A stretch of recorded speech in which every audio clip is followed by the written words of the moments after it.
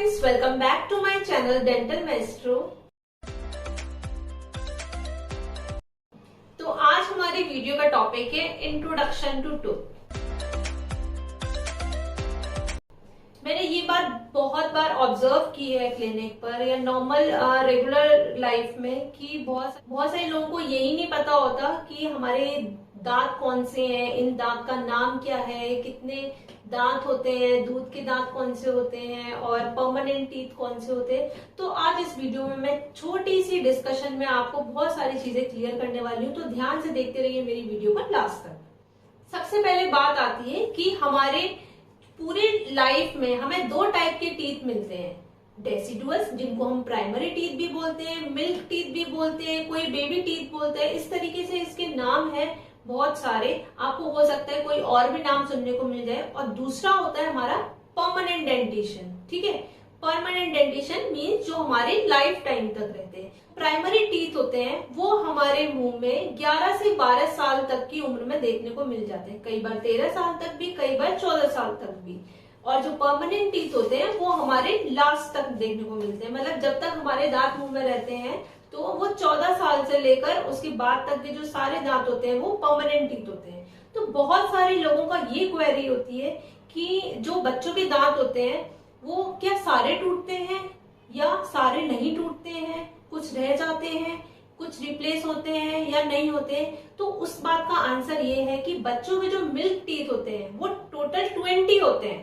ठीक है, होते हैं वो 20 टीथ पूरे के पूरे टूट जाते हैं और दूसरे नए आते हैं। और ऐसा भी नहीं है कि एक बार में सारे टूट जाते हैं। क्या होते हैं, हर दांत की एक उम्र होती है, तो जैसे जैसे उनकी उम्र कंप्लीट होती जाती है वो टूटते जाते हैं और नए आते जाते हैं। पहले हो सकता है कि वैसे तो पर्टिकुलर एज होती है, लेकिन किसी किसी में ग्रोथ पैटर्न भी अलग होता है। तो होता क्या है कि कभी ये टूट गया, कभी ये टूट गया, उसकी जगह दूसरा आ गया, तो वो मिक्स एंड मैच हो जाता है। तो ऐसा नहीं कह सकते कि एक बार में सारे टूटेंगे, एक बार में सारे आएंगे, ऐसा नहीं होता, टूटते रहते हैं, आते रहते हैं। तो आई जस्ट होप कि आपकी ये क्वेरी कंप्लीट हुई होगी कि बच्चों के सारे दांत टूटते हैं। ठीक है, ऐसा नहीं है कि एक भी दांत रहता है। यदि वो रह जाता है कभी, आपको बड़े में देखने को मिला है कि बहुत से लोगों का दूध का दांत रह जाता है, लेकिन वो दूध का ही दांत कहलाएगा, वो परमानेंट नहीं है, वो कभी भी टूट सकता है आपका। उसकी जड़ जो है वो घुल चुकी है तो कभी भी टूट सकता है, और परमानेंट टूथ के बराबर स्ट्रॉन्ग नहीं है और परमानेंट के बदले में भी नहीं है। ठीक है, नेक्स्ट बात आती है हमारी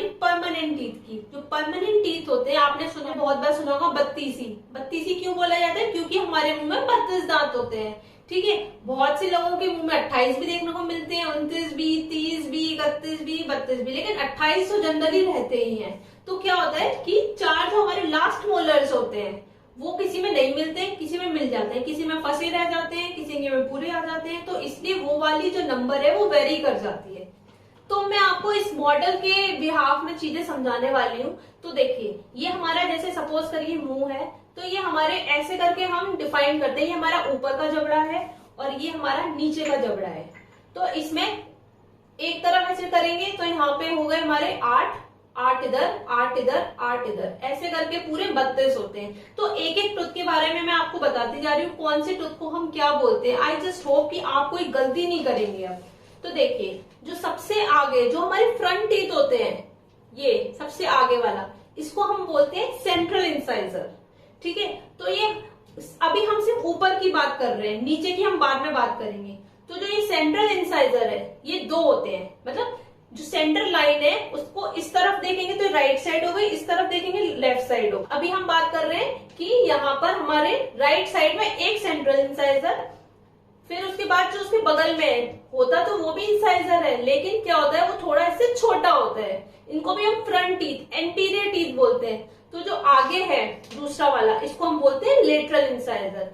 तो मेनली जो हमारा सेंट्रल इंसाइजर है वो कोई भी चीज कटिंग के काम आता है। कुछ भी चीज हमें डायरेक्ट बाइट करनी होती है, आगे से काटनी होती है, तो वो सेंट्रल इंसाइजर और लेटरल इंसाइजर दोनों हेल्प करते हैं उसको काटने में। नेक्स्ट आता है हमारा एक कैनाइन। ये हमारा सबसे पॉइंटेड दांत होता है, जिसको हम बोलते हैं कस्पिड। कस्पिड भी बोलते हैं, इसके भी बहुत सारे नाम है, आप स्टडी कर लीजिएगा, और नहीं तो मैं आपको नीचे डिस्क्रिप्शन बॉक्स में दे दूंगी, आप रीड कर लीजिए कि इसके क्या क्या नाम होते हैं। मेनली हम इसको कस्पिड बोलते हैं। इसका एक कस्प जैसा होता है, मतलब इस तरीके से पॉइंटेड होता है, ये देखिए आप, ये कस्पिड। ये सबसे ज्यादा शार्प होता है, ये टीयरिंग के काम आता है। आपने देखा होगा कि ये चीज बोली जाती है कि लॉयन के, टाइगर के, इन सब के जो केनाइन होते हैं वो शार्प होते हैं। डॉग्स के, जो कैट फैमिली है उनके केनाइन शार्प होते हैं। क्यों? ये फाड़ने के काम आते हैं। ये सब क्या होते हैं? कार्निवोर्स होते हैं, फ्लैश को फाड़ते हैं, काटते हैं, है ना। तो टीयरिंग फाड़ने के काम आती है, तो इसलिए हम इसको बोलते हैं कस्पिड। ये टीयरिंग के काम आता है। हमें कुछ चीज फाड़नी है तो अपने देखो कोने से फाड़ते हैं। क्यों? क्योंकि ये टीयरिंग के काम ये वाला दांत आता है, ये वाला दांत आता है। नेक्स्ट है हमारा प्रीमोलर्स। प्रीमोलर्स क्यों? कोई भी चीज प्री मीन्स पहले, तो ये हमारे जो बड़े वाले दांत हैं इनको हम मोलर्स बोलते हैं, और ये हो गए हमारे प्रीमोलर्स, उससे पहले। देखिए आप, छोटे दांत थोड़े, है ना, इससे छोटे और इनसे बड़े। तो ये जो प्रीमोलर्स है, ये फर्स्ट प्रीमोलर हो गया, ये सेकंड प्रीमोलर। तो ये फर्स्ट प्रीमोलर जो है इसमें दो कस्प है, ऐसे इनमें, तो इसको हम क्या बोलते हैं? बाइकस्पिड। कैनाइन को बोल रहे थे हम कस्पिड, एक कस्प था, इसको हम बोल रहे हैं बाइकस्पिड, तो इसमें दो कस्प है। तो ये हमारा क्या, ग्राइंडिंग एंड च्यूइंग के काम आता है। कोई भी चीज पीसने के, और उसको फिर कोई भी हम खाना खाते हैं तो उसको पहले पीस के फिर खाया जाता है, तो ये ग्राइंडिंग एंड च्यूइंग के काम आते हैं ये दोनों। ये फर्स्ट प्रीमोलर, ये सेकंड प्रीमोलर। नेक्स्ट आता है हमारे molars, first molar, second molar, third molar. तो ऐसे करके एक आर्च में हमारे हो गए, कितने हो गए? 8 इधर हो गए, 8 इधर हो गए, तो ऐसे करके 16 हो गए। ऐसे ही लोअर में 8 इधर हो गए, 8 इधर हो गए, तो ऐसे करके 16 हो गए। तो कंप्लीट हमारे कितने हो गए? 32 टीथ हो गए। जो सबसे आखिरी वाली दाढ़ होती है उनको हम विजडम टीथ बोलते हैं, जिसको हम अक्ल दाढ़ बोलते हैं। तो ये जरूरी नहीं है कि हर इंडिविजुअल में देखने को मिले।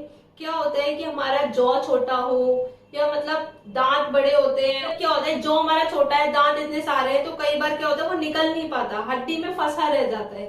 तो इसलिए हो सकता है बहुत से लोगों में ये देखने को ना मिले। और ये भी होता है बहुत बार ये टेढ़ा आ जाए, सीधा आ जाए, इधर आ जाए, मतलब इसकी कई सारी डायरेक्शंस हो सकती हैं।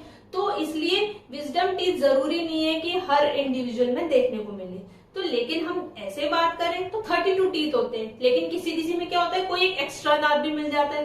कभी एक एक्स्ट्रा दांत यहाँ देखने को मिल जाएगा, कभी यहाँ, कभी यहाँ, तो उन सारे दांतों को हम सुपरन्यूमरी टूथ बोलते हैं। ठीक है, तो उससे हम कंफ्यूज नहीं करेंगे। नॉर्मली हमारे जो दांत होते हैं वो 32 होते हैं, लेकिन कभी 33 भी मिल सकते हैं और कम भी मिल सकते हैं। इसलिए 33 टीथ कभी मिल रहे हैं तो उसको हम सुपरन्यूमरी टूथ बोलेंगे, जो भी एक्स्ट्रा टीथ है।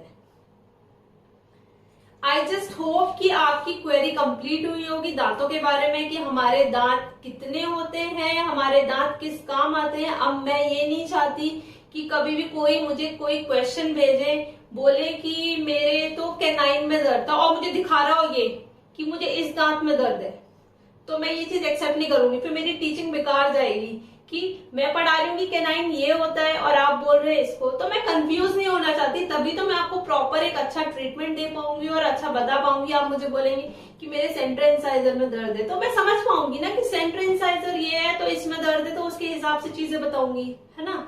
तो आप इस चीज में कंफ्यूज नहीं करेंगे और बहुत अच्छे से इसको ध्यान में रखेंगे कि हमारे कौन से दांत का नाम क्या है और वो हमारा कौन सा दांत किस काम आता है। हर दांत हमारे लिए बहुत इंपॉर्टेंट है। ऐसे ही और इंटरेस्टिंग वीडियोस के लिए मेरे चैनल पे बने रहिए। Thank you for watching my video and don't forget to like, subscribe and share. Bye bye.